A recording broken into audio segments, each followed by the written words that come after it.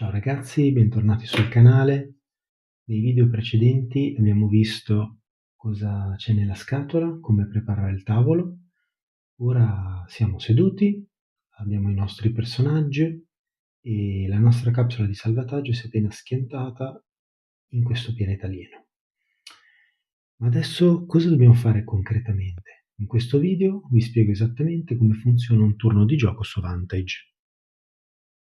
Scusate se tengo la voce bassa, ma l'ora è tarda e in casa dormono tutti. La prima cosa da capire è la prospettiva. Vantage è un gioco in prima persona e questa carta che vediamo davanti a noi è letteralmente ciò che vedono i nostri occhi. Voi vedete la vostra carta, gli altri no. Siamo distanti chilometri l'uno dall'altro e quindi la comunicazione è tutto tra di noi. Dobbiamo descrivere ai nostri compagni cosa stiamo vedendo, ma non possiamo mai mostrare a loro la nostra carta. Il gioco scorre in senso orario. Nel nostro turno faremo una sola azione, ma questa azione sarà strutturata in un ciclo di 7 passi che determinano se avremo successo o se finiremo nei guai. Vediamoli uno per uno. Passo 1, dovremo scegliere la nostra azione. Torniamo ad esempio sulla nostra carta luogo. Abbiamo qua diverse azioni tra le quali possiamo scegliere. La stessa cosa sulla nostra carta missione e così sarà anche sulla nostra carta del personaggio, sulle nostre carte che avremo all'interno della nostra griglia, eventualmente se avremo trovato anche delle carte destino. Scegliamo cosa fare basandoci sulla nostra intuizione. Attenzione però, a questo punto noi non sappiamo ancora quanto sarà difficile e qua nel passo 2 scopriremo il costo di questa azione. Ed è qua che il gioco si fa interessante, perché una volta dichiarato quello che noi vogliamo fare, un altro giocatore cosa farà? Prenderà il libretto dei racconti e cercherà il codice della nostra azione che vogliamo intraprendere. Ci leggerà la descrizione narrativa e soprattutto il costo in numeri. In una partita in solitaria vi consiglio di usare il sito o l'applicazione per evitare spoiler. Importantissimo è che infatti chi legge non deve dirci l'esito. Non sappiamo noi se troveremo ad esempio, che ne so, un tesoro o una trappola, finché non ci impegniamo a farla. Vi faccio un esempio pratico. Ipotizziamo che noi vogliamo entrare all'interno del portale dichiarando di voler fare un'azione move sul luogo 734. Per comodità io ho qua sotto il computer. Tra l'altro è un'app comodissima perché con la navigazione tramite il browser si può anche farla tradurre. Andiamo sul libro di fiabe, selezioniamo il numero del luogo dove ci troviamo, selezioniamo l'azione move che è quella che vogliamo fare, diamogli l'ok ed ecco qua che lui ci mostra prima di tutto il costo per poter fare questa azione. Quindi noi dobbiamo poter, vediamo se non l'avevo fatto forse prima.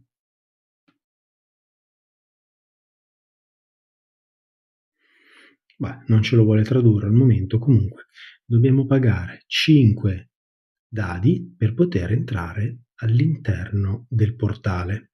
Come vedete, tutta la risoluzione di questo evento al momento è ancora da rivelare. Ora passiamo alla fase 3. Ridurre il costo. Abbiamo visto che questa azione ci richiede un costo di 5. È alto. Se noi abbiamo dei token abilità, che corrispondono al tipo di azione che stiamo facendo, possiamo decidere di scartarli. Immaginiamo che noi avessimo a disposizione 2 token blu, in questo momento avremmo potuto decidere di spenderli per abbassare il costo dell'azione, passando da un 5 a un 3. E quindi dovremmo andare a lanciare 3 dadi. Non dimentichiamoci che se ci sono altri giocatori al tavolo con noi, possono anche loro pagare i token. È l'unico modo che hanno per aiutarci da lontano. Ora guardiamo i dadi. Ci sono usciti questi 3 simboli. Noi sappiamo che sulla nostra plancia abbiamo la vita, il tempo e il morale. Dobbiamo cercare di piazzare fisicamente questi dadi sugli spazi liberi delle nostre carte a disposizione nella nostra griglia, che hanno lo stesso simbolo dell'azione che abbiamo appena eseguito.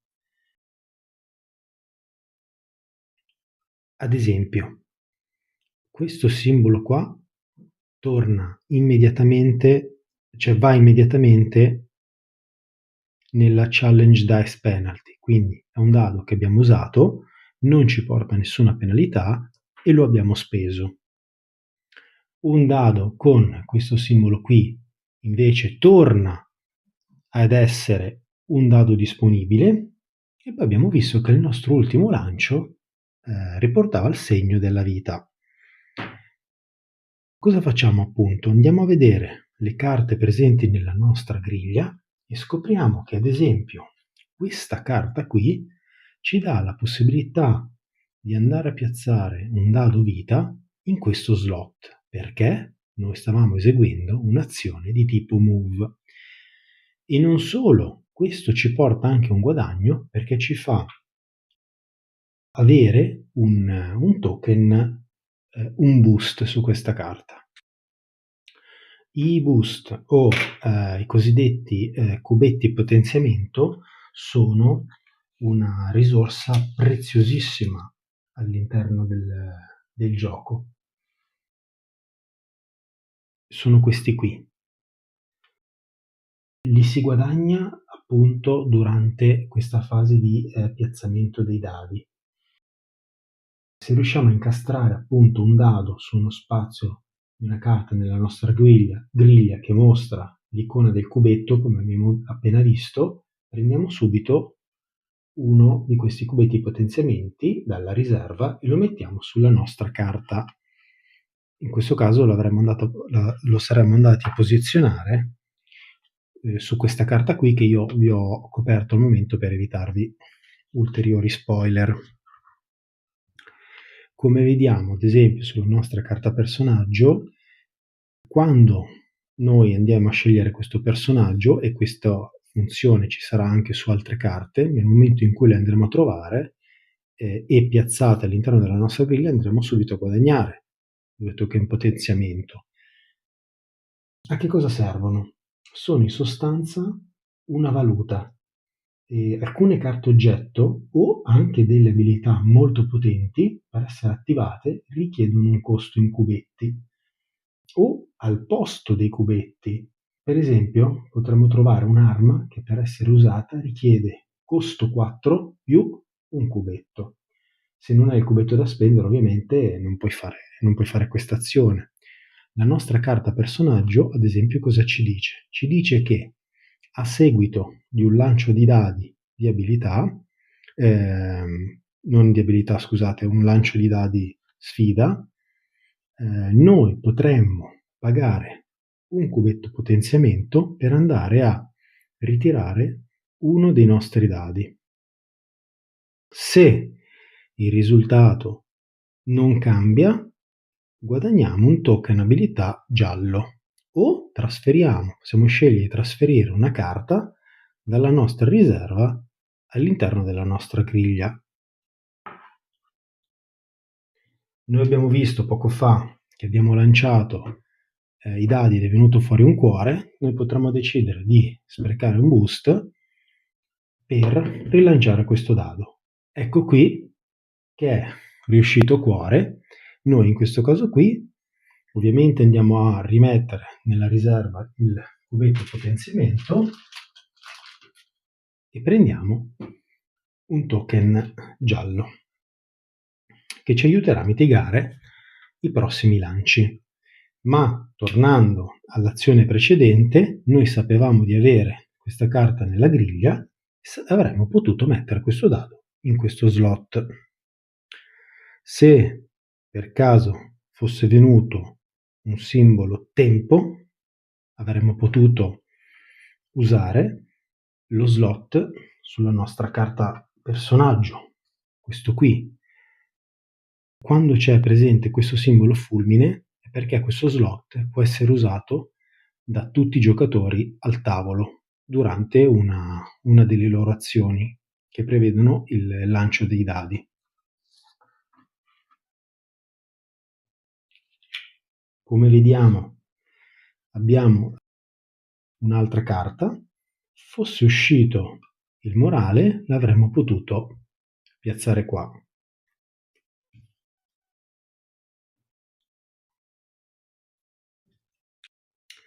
Ipotizziamo invece di non aver avuto questa carta a disposizione. In questo caso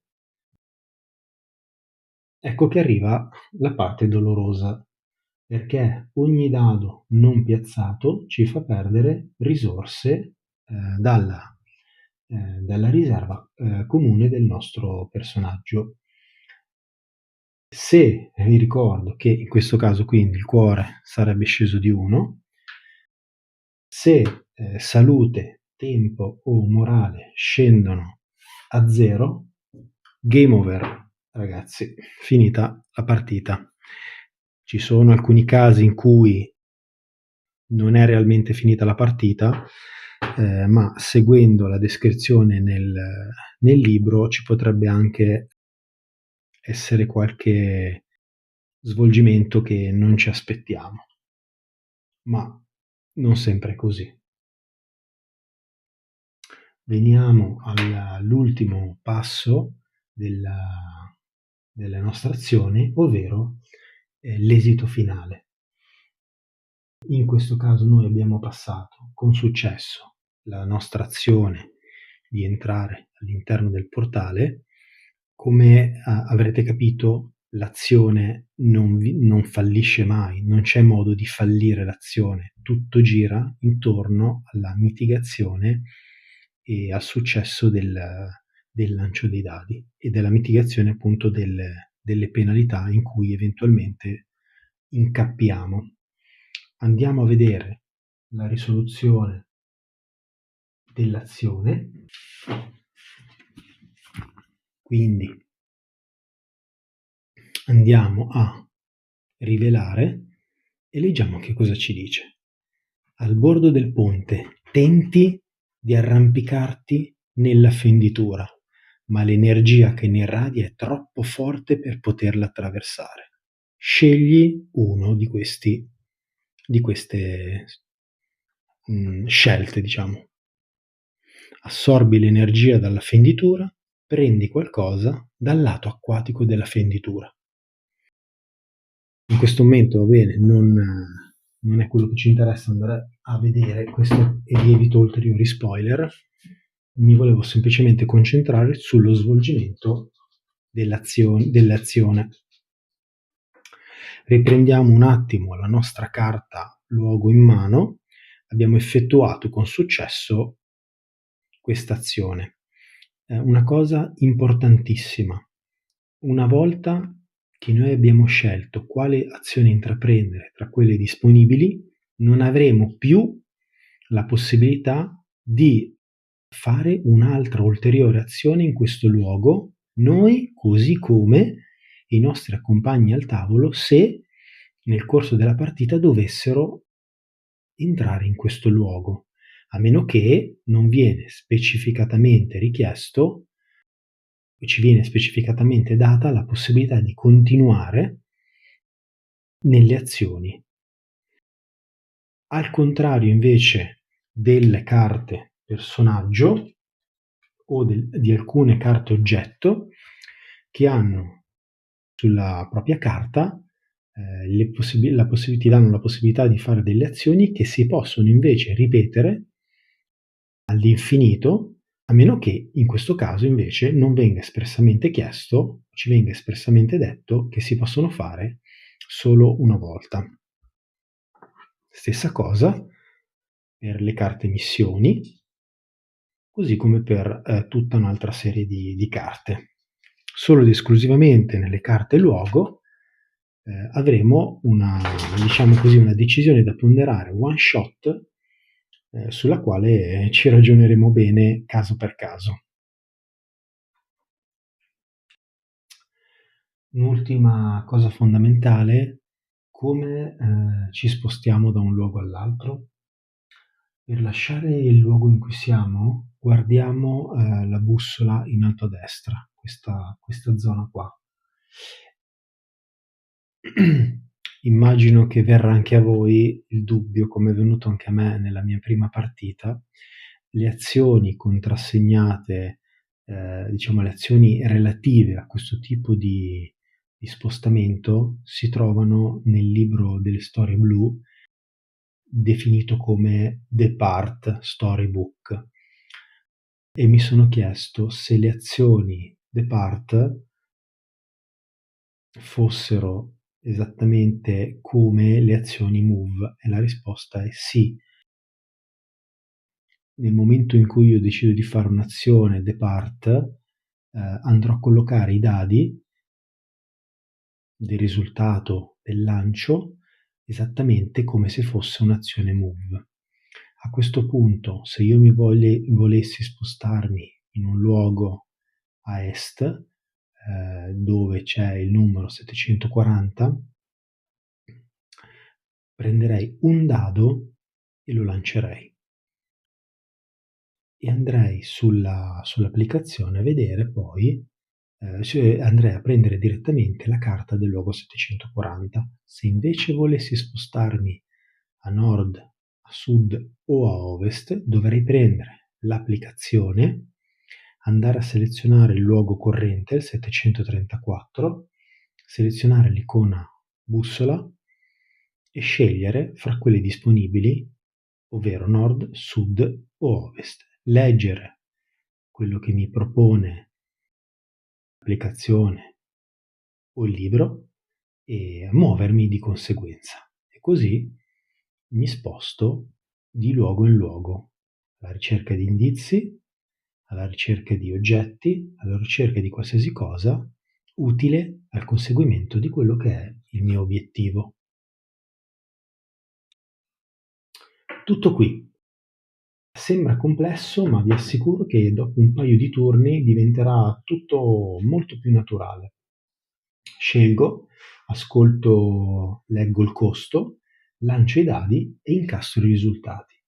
Il vero segreto di Vantage non è vincere i dadi, ma capire quando è il momento di rischiare o quando chiedere ad esempio aiuto agli altri, sempre che troviamo persone disposte ad aiutarci. Se avete dubbi, scrivetemi qui sotto nei commenti, se il video vi è stato utile lasciate un like e iscrivetevi per vedere altri contenuti. Ci saranno dei gameplay completi. Penso che siccome ci saranno anche molte situazioni particolari, porterò qualche video, pochi minuti magari, dedicato a qualche casistica. Anzi, se vi viene in mente, se avete dubbi o se volete che prendiamo dei casi particolari, fatemelo sapere. Vi auguro buona esplorazione a tutti e ci vediamo sul pianeta.